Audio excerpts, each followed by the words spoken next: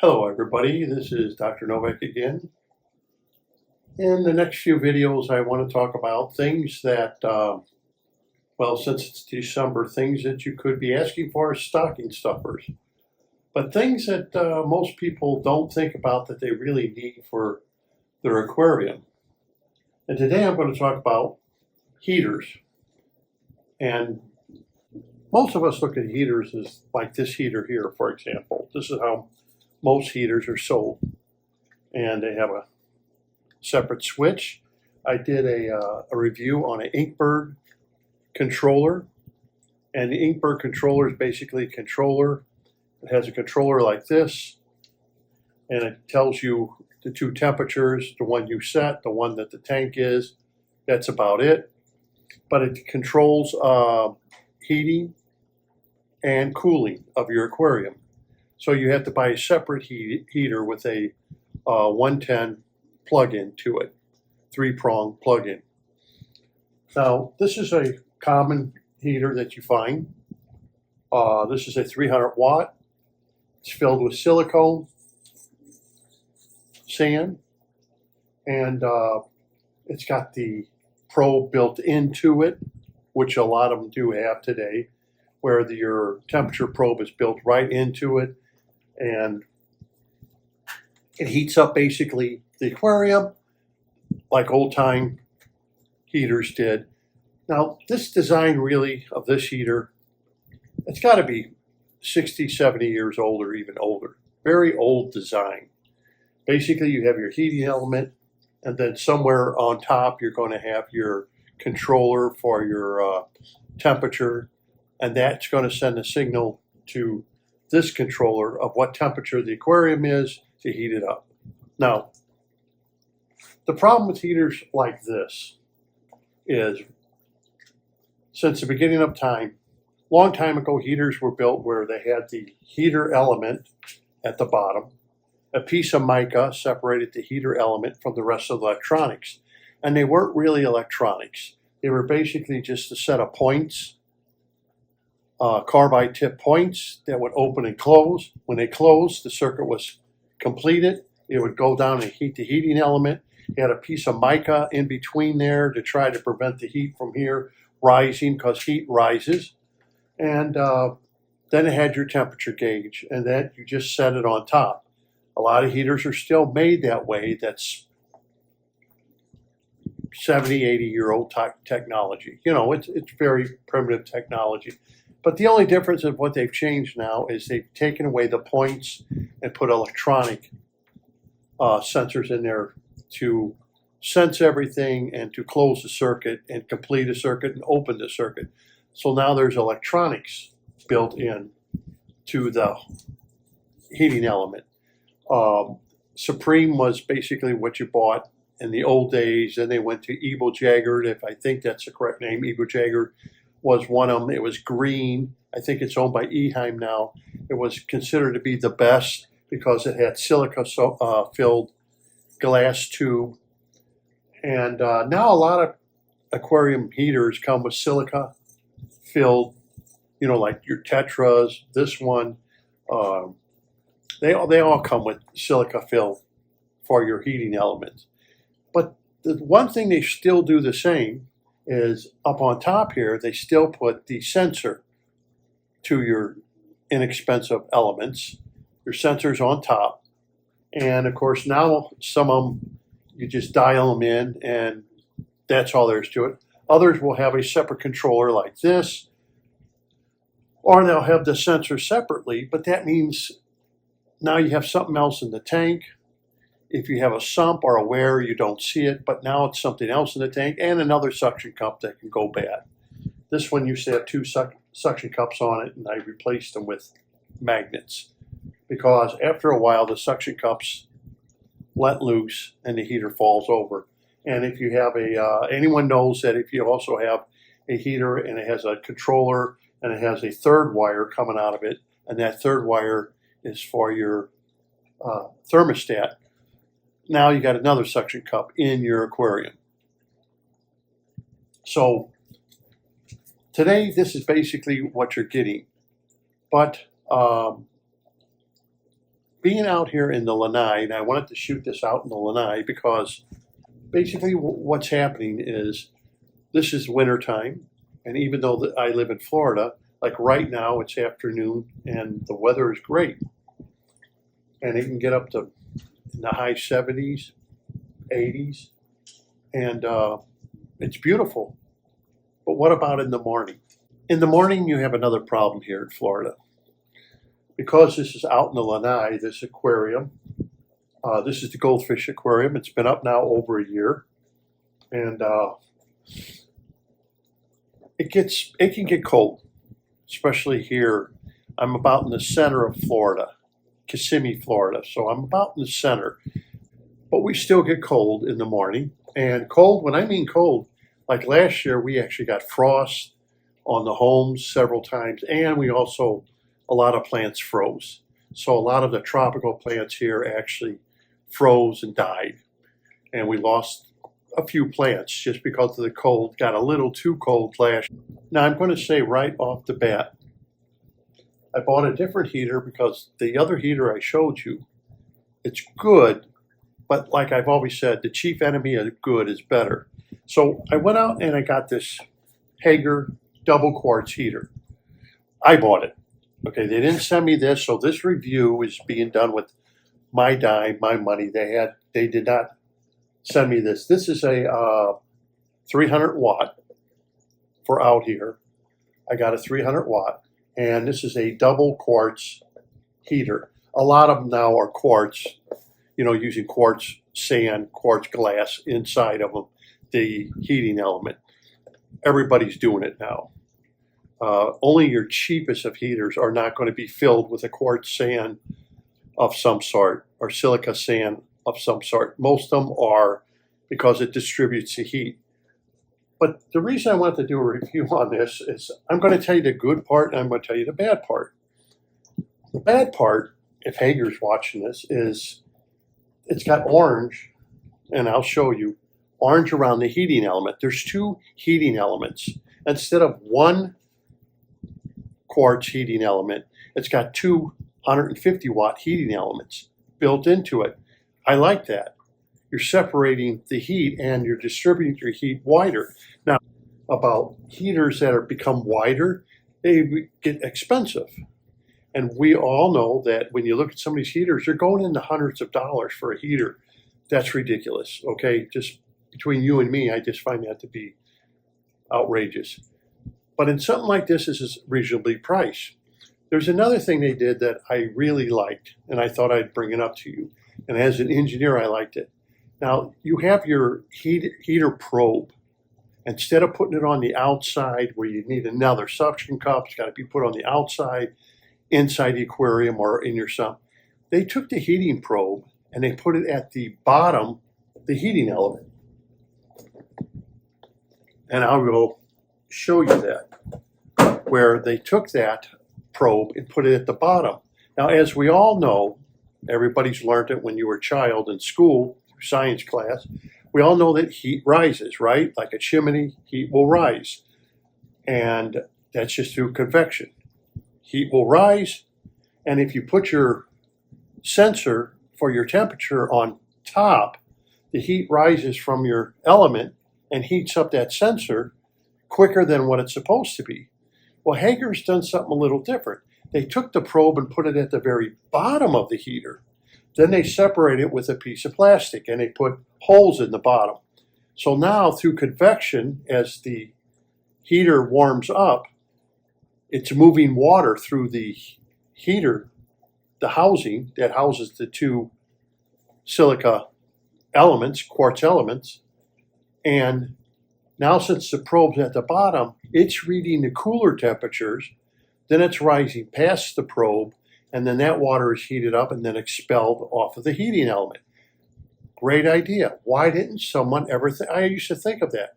Why doesn't someone reverse it? Well, they had to make the container hold the heating elements big enough so they could put the wire of the probe at the very bottom of where the heating element is. So that probe is at the bottom because I opened it up and looked. Very smart idea. Brilliant idea, in fact. They even give you a third suction cup in case one of them goes bad. So that's kind of nice that they do that. Most people, they give you two suction cups with your heating element, and that's it. Once one goes bad, you got to buy new suction cups. Well, they give you an extra one, which is great. Hÿgger does. So I'm going to show you a little bit about this. But what I've just told you, there's a downside. They put it in a container, and it's black front and back, and then it's orange. Let me show you what I mean. Okay, so here it is, the heating element, right here. You got black, orange, and black. This is what it looks like inside the aquarium. It's wide, I would say maybe 3 inches wide. And the probe is right here at the bottom. Not at the top, so it warms up by the heating element. It's at the bottom, so it's only exposed to water coming past it from the convection of the heat from the two heating elements. And the heating elements, one's here and one's on this side. Okay? The trouble is, if Hÿgger's listening, get rid of this orange. This is Halloween colors here in the United States. We don't like this. It's one thing I have to go against is the Halloween colors. Now, of course, this isn't going to make a big hill of beans for those who are putting this in a sump or putting this in a where you're never going to see it. But being that this is in the aquarium here out in the lanai, I didn't really care. But that orange, really, Hÿgger, that orange has to go. That is going to knock out a lot of sales of this heating element just because people are going to look at that orange and it's going to turn them off. It doesn't matter how nice of a heater this is. It doesn't matter. That orange is going to turn people off. They're not going to want to put it in their aquariums, and they're going to say, I don't want that garbage in my aquarium. Hÿgger, change it. Make it all black. I've heard complaints from hobbyists saying, what is wrong with these manufacturers making these colorful items to go in our aquariums like skimmers and stuff? Why don't they just make them all black and get it over with? What are they making them gray for, or orange, or yellow, or green even?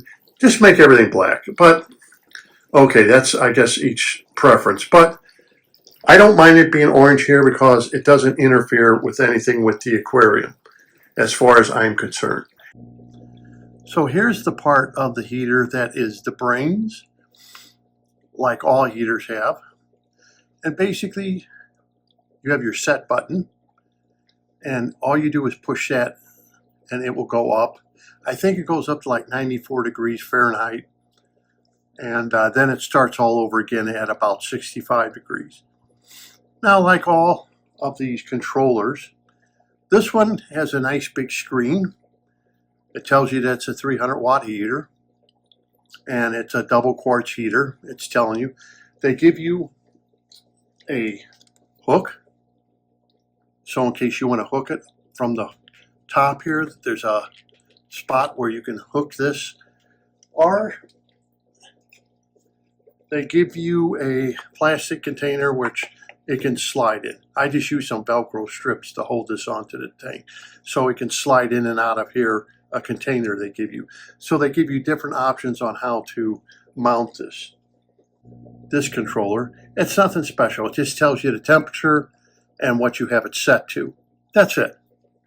Okay, when the temperature goes below, it starts heating up, and then it'll go to, let's say you have it at 78, and then it goes back up to 78. They're nothing much. You put them inside your cabinet, it's like, oh, good enough. You know. But this controller here, they made it look kind of nice, but they added some other stuff to the controller, which you may, well, want to put it on the outside of the aquarium to look at it, because to me, it's more techy than even the Inkbird one I did. And what I mean by that is you can see the temperature set at 80, but the tank is really not at 80, because don't forget this is outside, and it will not be exactly at 80 degrees. It may be a little bit like 79 or 78 because it's cooler. And then at night it may drop all the way down to, let's say, 75, and it will turn on.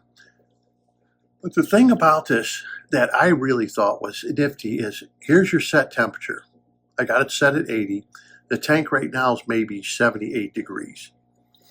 So it's going to be a little off because, don't forget, it's trying to fight the elements of the outside. And all the heaters I've gotten do that. Yes, you can get a more powerful heater, but I don't want to. 300 watts is all I feel that I need. It says that it's at 80 degrees and it set it, but there's something else about this heater that it does. It not only tells you when the heater is on, which is kind of neat, but it will also tell you how much voltage the heater, how many watts is this heater using to turn on. Now watch, I'll set this. Now I'm going to set it, let's say, to 82. Let's just say I'll set it at 82. That's how you set it.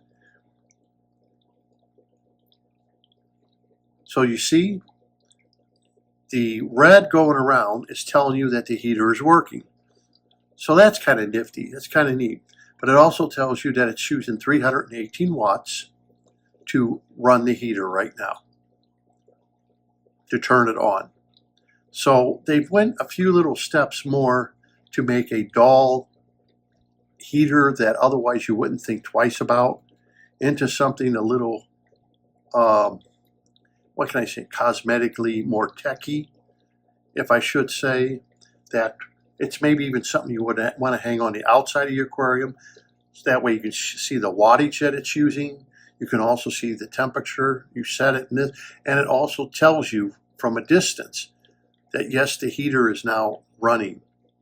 And that's kind of nifty. I kind of like that. The controller, this is a pretty nice controller. Just if you're a techie out there and like tech stuff like I do, this is well worth it. But yes, it does keep the heat very stable. If I didn't have such a temperature variation of this aquarium, it would keep it at 80 degrees or wherever I set it. But it, like I said, it's a little off depending on where I point my gun to, only because the elements. This aquarium out in the lanai is facing worse elements than you would in your house or in your basement. Don't forget, it gets cold. It could be in the 40s or 50s. It will drop to until December comes and ends, and then January, February. It can get even down in the 30s every night, and then go all the way back up to 70, 80 degrees during the day. Big fluctuation that the heater has to contend with compared to a basement that has even more control than being outside. But it seems to be handling it. And like I said, all I'm worried about is, do I keep it at about 73 degrees to 78 degrees? And that it won't drop that much every night, where it will, go down to like 69 or 70 degrees. I'm trying to keep it stable, even though it gets very, very cold, in order not to throw the fish into any kind of shock as the temperature keeps varying. Because what happens when temperature does that is you can end up with ick, you can end up with swim bladder problems, and you can end up with dropsy. And that doesn't just include goldfish. That happens with even tropical fish. They can end up with dropsy, ick, even swim bladder problems. So it's just not goldfish alone. But see here, it's pretty stable. That's because I had the camera set at a special setting. But once again, the F zone, a lot of people would ask me about that. It's doing great. It's quiet. You don't hear nothing from this. And it's been running the goldfish tank since the day I set it up. So this is over a year old. I've been working it over a year and not one problem with it. Zero problems whatsoever. Well, there's nothing to break on it really. So, and I showed you how I set it up. But if you are maybe this Christmas looking for a canister, I would have to say this is very good. This is just a pleasure to you know, clean something like this out, put it back, and you realize you got a nice tank for a canister filter that's going to probably outlive you. Until next time, this is Dr. Novak. Happy fish keeping.